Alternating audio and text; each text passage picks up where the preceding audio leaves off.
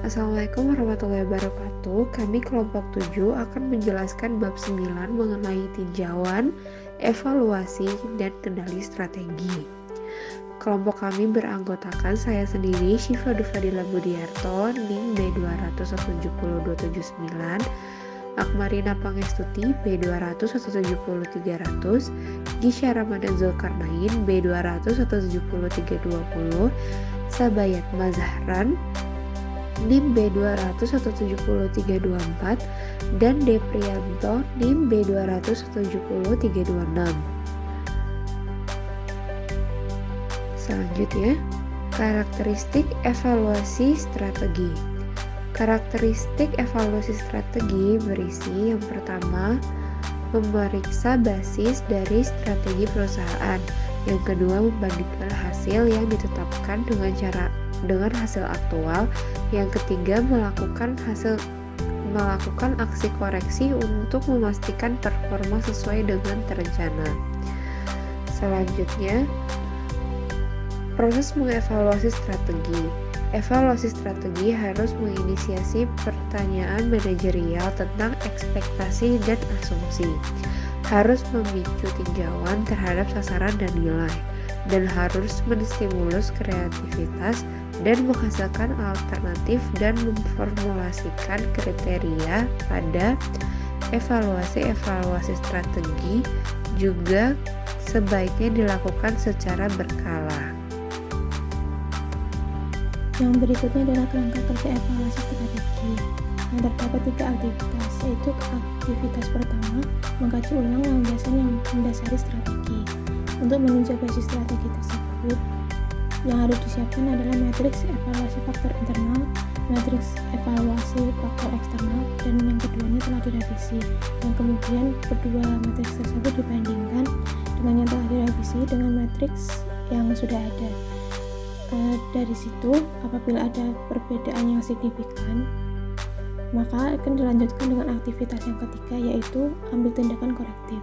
Apabila tidak ada perubahan yang signifikan, maka akan dilanjutkan dengan aktivitas kedua, yaitu mengukur kinerja organisasi, yang meliputi membandingkan hasil yang diharapkan dengan hasil yang aktual, lalu menginvestasi perencanaan dari rencana, lalu mengevaluasi performa individual, lalu memeriksa progres yang dibuat menuju sasaran yang ditetapkan.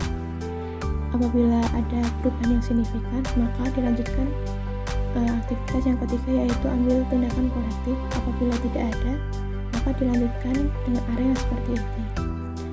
Nah, yang terakhir adalah aktivitas ketiga, yaitu ambil tindakan korektif. Aktivitas ini adalah akhir dari rangkaian evaluasi strategi yang mensyaratkan perubahan untuk mereposisi secara kompetitif perusahaan di masa depan. Yang berikutnya adalah balance scorecard, yang merupakan sebuah alat atau proses yang memungkinkan perusahaan untuk mengevaluasi strategi dari 4 perspektif, yaitu 1. Kinerja keuangan, yang kedua pengetahuan konsumen, yang ketiga proses bisnis internal, dan yang terakhir pembelajaran dan pertumbuhan. Sumber informasi evaluasi strategi terpublikasi.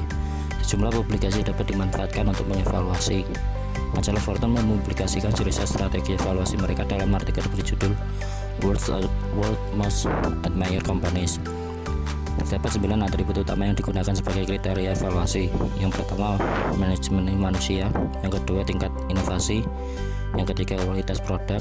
Keempat, kinerja keuangan. 5, tanggung jawab sosial. 6, penggunaan aset. 7, investasi jangka panjang. 8, persaingan global. Dan yang ke-9, kualitas manajemen. Selanjutnya, karakteristik sistem evaluasi efektif. Evaluasi strategi seharusnya berhubungan dan sejalan dengan sasaran perusahaan. Evaluasi kinerja menjadi salah satu bagian dari aktivitas strategic manajemen yang esensial untuk dilakukan oleh perusahaan sebagai tolak ukur untuk menilai sejauh mana perusahaan telah efektif dalam mengimplementasikan rencana strategisnya dalam upaya untuk mencapai visi dan misi perusahaan. Evaluasi strategi yang efektif harus memenuhi beberapa persyaratan dasar. Yang pertama, aktivitas evaluasi strategi harus ekonomis. Yang kedua, aktivitas evaluasi strategi harus memberi arti. Yang ketiga, aktivitas evaluasi strategi harus memberi informasi antar waktu. Dan yang terakhir, evaluasi strategi sebaiknya didesain untuk memberikan gambaran nyata dari hal yang terjadi. selanjutnya ada perencanaan kontingensi, yaitu di mana pemikiran dasar manajemen strategis yang baik adalah perusahaan merencanakan cara untuk menangani peristiwa-peristiwa yang diinginkan dan tidak diinginkan sebelum peristiwa tersebut terjadi. Rencana kontingensi bisa didefinisikan sebagai rencana alternatif yang dapat dijalankan jika peristiwa-peristiwa penting tertentu tidak terjadi seperti yang diharapkan. Rencana kontingensi dapat mempromosikan kemampuan penyusunan strategi untuk merespons secara cepat terhadap perubahan-perubahan penting dalam landasan internal dan eksternal dari strategi organisasi saat ini. Lalu ada audit, yaitu adalah alat yang sering digunakan dalam evaluasi strategi adalah audit. Audit atau auditing didefinisikan sebagai proses sistematis untuk secara objektif memperoleh dan mengevaluasi bukti yang terkait dengan penilaian mengenai tindakan dan kejadian ekonomi untuk memastikan derajat kesesuaian antara penilaian tersebut dengan kriteria yang ditetapkan dan mengomunikasikan hasil kepada para pengguna yang tertarik. Audit juga dilakukan guna untuk mengetahui bagaimana kinerja suatu perusahaan dalam satu periode. Selanjutnya yaitu tantangan abad ke-21 dalam manajemen strategik. 3 tantangan atau keputusan tertentu yang dihadapi oleh para penyusun strategi pada saat ini adalah 1. Memutuskan apakah proses tersebut seharusnya lebih kepada seni dan ilmu. 2. Memutuskan apakah strategi perlu diketahui para pemegang kepentingan atau harus dirahasiakan. 3. Memutuskan apakah proses ini lebih condong dari atas ke bawah atau dari bawah ke atas. Lalu isu seni dan ilmu pengetahuan.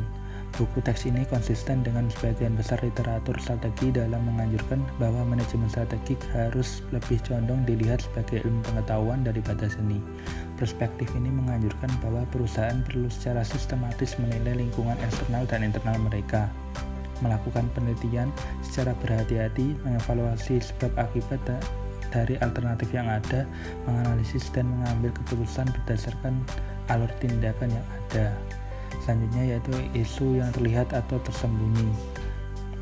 Beberapa alasan perlunya keterbukaan yang menyeluruh dalam proses strategi dan keputusan yang mengikutinya, yaitu 1. Manajer, karyawan, dan pemangku kepentingan lain dapat dipersiapkan untuk berkontribusi dalam proses. Mereka terkadang memiliki ide yang cemerlang. Keberhasilan akan menghilangkan banyak ide cemerlang. Yang kedua, investor, kreditur, dan pemangku kepentingan lainnya memiliki dasar dukungan yang lebih kuat apabila mereka mengetahui apa yang sedang dilakukan perusahaan dan kemana perusahaan akan melangkah. Yang ketiga, keterbukaan mendorong timbulnya demokrasi, sementara kerahasiaan mendorong autokrasi. Perusahaan domestik dan sebagian perusahaan asing lebih memilih demokrasi daripada autokrasi sebagai gaya manajemen. Yang keempat, partisipasi dan keterbukaan meningkatkan pemahaman, komitmen, dan komunikasi dalam perusahaan. Selanjutnya, alasan beberapa perusahaan lebih menyukai untuk melaksanakan perencanaan strategi secara tertutup dan menjaga strategi tersembunyi dari semua pihak, kecuali eksekutif tingkat atas sebagai berikut. Yang pertama, penyebaran strategi perusahaan secara bebas dapat dengan mudah diubah menjadi intelijen persaingan oleh pesaing yang akan mengeksploitasi informasi tersebut. Yang kedua, kerahasiaan membatasi kritik, terkaan, dan retrospeksi ke depan. Yang ketiga, partisipan dalam proses strategi yang terbuka menjadi lebih menarik sehingga dapat memancing minat pesaing. Yang keempat, kerahasiaan membatasi pesaing untuk meniru dan menduplikasi strategi perusahaan dan melemahkan perusahaan. Selanjutnya yaitu pendekatan atas ke bawah atau bawah ke atas.